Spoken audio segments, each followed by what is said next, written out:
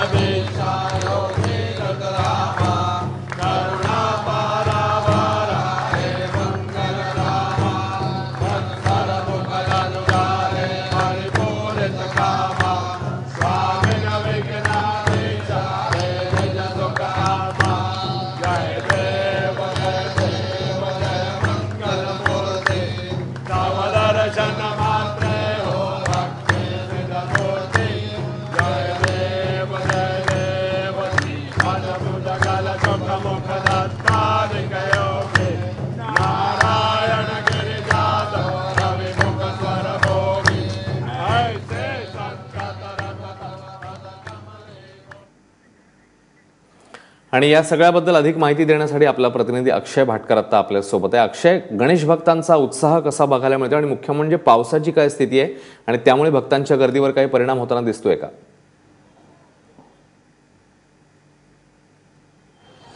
पाऊस जो होता, पाऊस काल रात्री मध्यरात्रीपर्यंत पडत होता, त्याच्यानंतर उपनगर त्याचबरोबर मुंबई शहरातला पाऊस देखील बऱ्यापैकी थांबलेला आहे। त्याच्यामुळे त्याच्यानंतर म्हणजे एक ते 1:30च्या नंतर जेव्हा पुन्हा ट्रेन सुरू झाल्या तेव्हा भक्तांचा ओघ जो आहे तो खूप मोठ्या प्रमाणामध्ये वाढला। सध्या तरी या संपूर्ण सिद्धिविनायकच्या मंदिराच्या परिसरामध्ये मोठ्या प्रमाणामध्ये भाविक आहेत।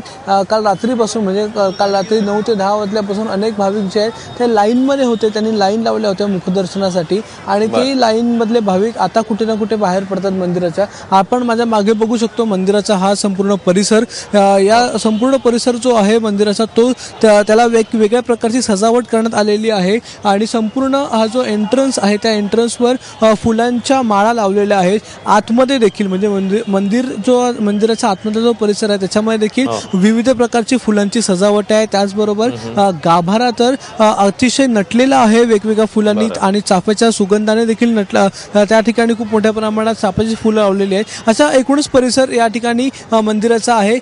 भक्तांचा उत्साह जो आहे तो अतिशय जास्त आहे, कारण की अंगारकी संकष्टी जी आहे त्या अंगारकी संकष्टीला मोठ्या प्रमाणामध्ये भक्त जे आहेत ते सिद्धिविनायक मंदिरात येत असतात। अश्विन, अक्षय, त्यासोबतच मंदिर समितीकडून यावेळी खास सेवा देण्यात आली ती म्हणजे एसी बसची। या एसी बसला भक्तांचा कसा प्रतिसाद मिळतो आणि कधीपर्यंत असणार आहे ही एसी बस?